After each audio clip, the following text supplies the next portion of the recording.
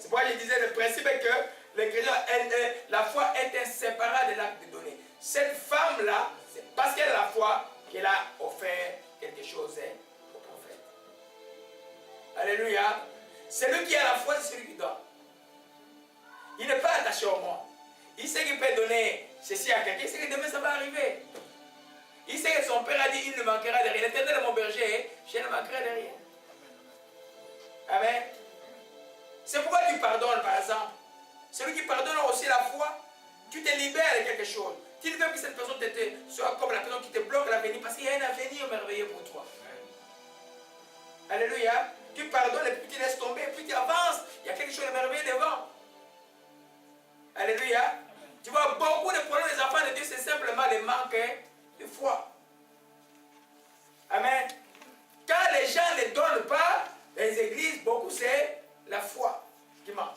Quand les serviteurs de Dieu dans la difficulté commencent à enlacer les gens sur la chair, donner, tout ça, vous ne savez pas que c'est bâtiment, c'est payé, tout ça, voilà. Parce qu'il manque simplement la foi. Quand les collectes qu'on fait pour forcer les gens, et puis tout ça, donner, même pour des cartes de crédit, donner, sinon on va nous faire sortir d'ici. La femme disait que je vais manger, après je vais mourir. C'est le même langage. Mais Dieu dit qu'il est pouvoir. Alléluia. Pentecôte, l'année passée, nous sommes arrivés en ces lieux ici. La troisième salle, je crois frère, jamais arrivé, les autres aussi venaient d'Ottawa. Il y avait des homosexuels ils ont envahi ici, ils ont mis leurs histoires là-bas. C'est là, ils faisaient leurs réunions. Je suis venu, je me suis agenouillé, on est allé prier, je dis que Dagon va tomber devant l'Éternel. Je ne peux pas venir parler aux gens du monde qui sont ici, là, mais on a simplement prié. Mais les gardiens qui est ici, qu'est-ce qu'ils faisaient? Je ne sais pas qui il était. Ils prenaient ceci. Vous savez que ceci, là, vous savez comment c'est venu? Vous savez comment c'est venu cette histoire? Vous ne savez pas? Quelqu'un a une vision claire. Le frère Didier, qui est à Québec. Amen. Dieu lui a montré de faire ça pour moi avec les dimensions. Il a fait et puis il est venu avec ici. C'est quelque chose qui vient de Dieu. Amen. On le priait, on voit Didier avec les sorties avec ça là. Je dis, il riait, il dit, mais Dieu m'a dit de faire. Et je voyais que ma taille, c'est comme si c'est fait à mon niveau. Je vous parle de ça pourquoi? Parce que les gardiens qui travaillaient ici, on les laissait ça, ils prenaient, ils allaient mettre ça toujours dans la salle où il y avait homosexuel. J'ai dit que d'abord va tomber devant l'Éternel. Cet homme est mort. Cet homme est mort. Amen. Vous comprenez un peu? On a prié, aujourd'hui, allez voir dans la salle, c'est clean. Même en haut, là, il n'y a même plus aucune publicité des gens pervers, tolérance, il n'y en a plus. Il y a 4 personnes ici qui ont été nettoyées. Alléluia. C'est-à-dire que quelle que soit la difficulté, tu as tout fait confiance en ton Dieu. Quand tu vois que tu commences à manquer, que tu donner devient difficile pour toi, là, aider devient difficile pour toi, c'est seulement la foi qui manque. Seulement la foi. Beaucoup de problèmes des églises, c'est un problème de foi. Les gens doivent faire confiance au Seigneur dans le bas comme dans le haut. Dans le haut, c'est bon, tout va bien. Mais quand c'est dans le bas, les gens abandonnent. Alléluia.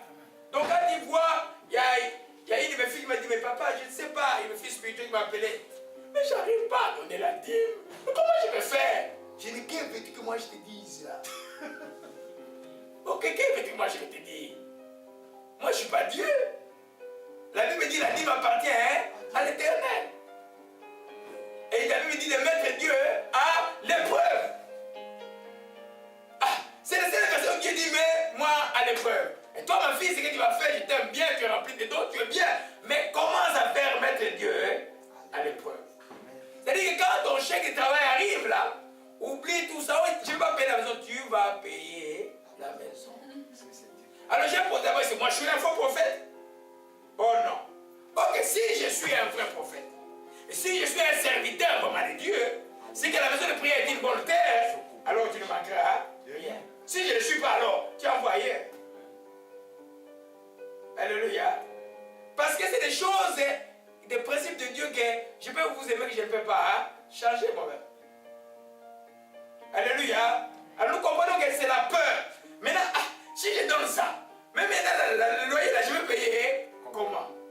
La veuve de Sarepta a tout donné.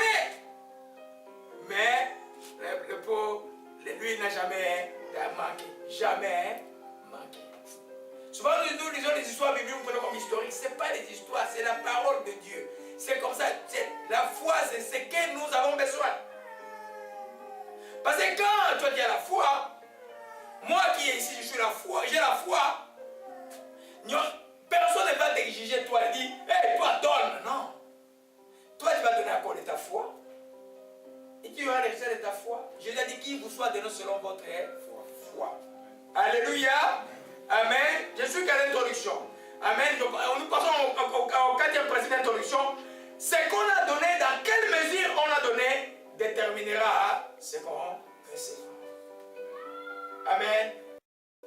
Si tu plantes des maïs, tu récoltes maïs. Tu plantes du blé, tu récoltes le blé.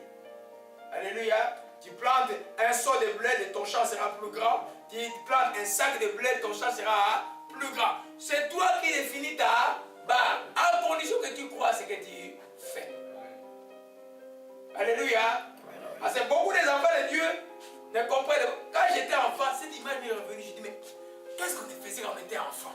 Vous savez, quand on était enfant, l'église catholique, le panier passait. Amen. Papa peut vous donner 10 francs. Alors moi, je prends mes 8 francs, je mets en poche, je prends quand vous allez à l'église, vous donnez tous l'argent pour mettre à l'église. Mais moi, je divise ça en deux, je prends le petit morceau là, je donne. Vous voyez un peu? Mais j'ai donné. Tu vois un peu? Mais là, je me rends compte que c'est bon, à supposer qu'on était dans la vérité, c'est vraiment une abomination. Alléluia. Amen. L'Esprit me disait, pose la question aux gens qui sont dans la salle aujourd'hui. Calculez l'argent que vous avez dépensé dans les voyages, dans les vacances, et mettez ça sur la balance avec ce que vous avez donné à Dieu. Dites où est votre cœur. C'est un exercice que je vous donne. Allez faire ça à la maison. Vous voyez un peu, des fois on cherche des problèmes. Moi, l'Esprit m'a posé la question hier. Dites ça aux gens qu'ils calculent tout ce qu'ils dépensent dans les voyages et tout ça, et qu'ils regardent ce qu'ils donnent à Dieu. Or, Dieu dit simplement ceci, que, allons un peu dans Galates, 2 Corinthiens 9, alléluia, alléluia, 2 Corinthiens 9, c'est un chapitre qu'il faut retenir, étudier à la maison, vous donner, c'est le meilleur chapitre, allez lire ça à la maison, méditez cela, lisez ça très très bien, alléluia. Alléluia. Amen. 1 Corinthiens chapitre 9 verset 6 dit simplement ceci. Sachez-le, celui qui sème peu, moissonnera peu. Celui qui sème abondamment, moissonnera abondamment. Alléluia. Amen. Alors qui veut moissonner abondamment?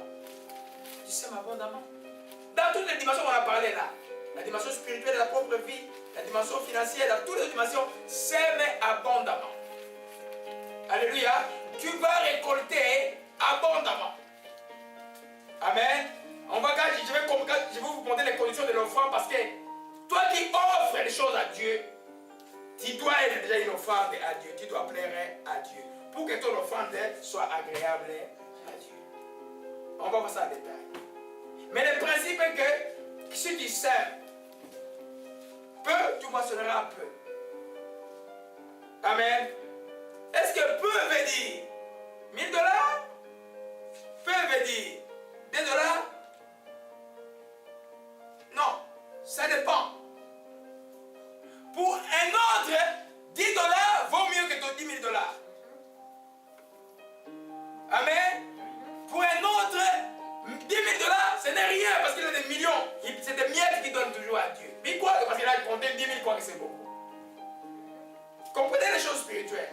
On va lire un texte dans la Bible, vous allez voir dans Koshimana Kamaratakaya. C'est dans Matthieu 12, je crois, on va parler de la veuve de la Bible. Vous allez voir, cette veuve a donné des pièces de monnaie, un quart qui signifie un quart de denier. C'était tout son nécessaire. Jésus a dit, elle a donné plus que toutes autres choses. Alors, les églises qui appellent les gens qui contrôlent les dîmes, toi qui as donné peu de dîmes et tout ça, c'est des églises démoniaques. Parce qu'il y a quelqu'un ici qui est étudiant, qui donne son $50, son $500, amen, ou qui donne des fois $80, $60, c'est plus que quelqu'un qui travaille, qui donne $800 de son $3000.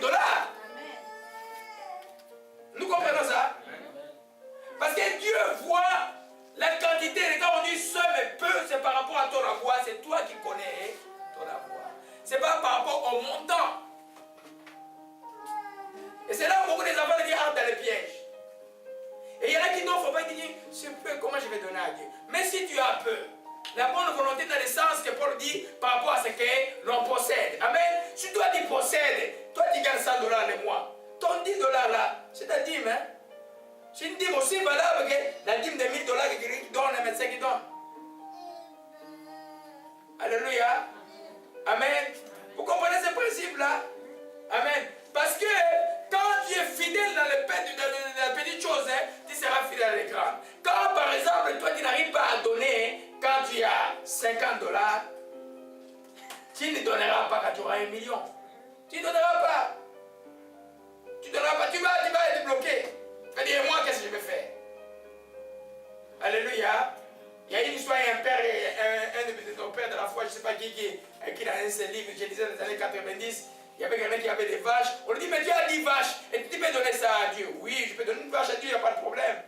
Mais si tu as 5 vaches, oui, il n'y a pas de problème, je peux donner. Mais si tu as des vaches, tu peux donner un à Dieu. Et moi, qu'est-ce qui va me rester? Je crois dans le livre de Don Gosset ou quelque chose comme ça. Non, non. J'essaie de nos pères de la foi qui ont écrit ça. Amen. Vous comprenez que c'est toi qui te mesures. Dieu ne regarde pas les montants, Dieu regarde les rapports que tu as. C'est-à-dire que si tu as beaucoup d'argent, toi tu sais que tu as beaucoup d'argent. Si tu as peu, Dieu, tu vois un peu. Il y a des gens aussi, Dieu a donné beaucoup d'amour, par exemple. Il y a des gens qui sont des flots d'amour. Quand il arrive quelque part, il a d'amour dans la vie des gens. Il faut avoir le temps d'être avec les gens. Quand tu arrives, les gens ont la paix. Quand tu arrives, les gens sourient. Mais ne reste pas. Même quand tu es fatigué, quelqu'un t'appelle, tu lui dis 2 phrases, la personne se sent bien. C'est celui que Dieu a mis quelque chose en toi que tu dois donner aux gens. Rends-toi disponible. Alléluia. Gloire à Jésus-Christ. Amen. Donc, celui qui sachez-les. Quand Paul dit sachez-les, ça signifie quoi? Retenez. Celui qui sème peu, moissonnera peu. Je peux changer avec la permission de Dieu. Celui qui a beaucoup, qui sème peu, moissonnera peu. Parce que quand tu as peu là, ton beaucoup là, c'est ton dollar que tu donnes à Dieu. C'est pas la qualité de l'offrande, c'est pas le montant qu'on voit là. Amen. Quelqu'un qui a un salaire qui a 1000 dollars le mois, il donne 100 dollars. L'autre a 1000 dollars le mois, il donne 40 dollars. Il donne peu. Alléluia. Le problème est que si tu connais le principe de la sémence, tu vas toujours donner. Amen. Amen. Mais je peux voir que tu dois être à l'aise de donner. Au début de ma chrétienté, on était dans une campagne avec Henri In ici dans le nord de Montréal, je crois en 96, 17. Puis là, j'étais plein de fois là. Et puis, il dit, mais il faut donner l'argent pour la... Il faut... Qui va faire une offrande ici là? Et puis, bon, moi, je me suis levé là. Alors, je comprenais pas beaucoup de choses là à l'époque. J'ai dit, bon, je fais un vœu, je donnais offrande de 1000 dollars. Paf! Je mets là. Mais j'avais pas 1000 dollars. Mais je suis arrivé à la maison, j'ai dit, c'est un qui dit que tu es lié par cette parole, tu dois donner ces 1000 dollars. Alors, chaque mois, j'ai envoyé péniblement 100 dollars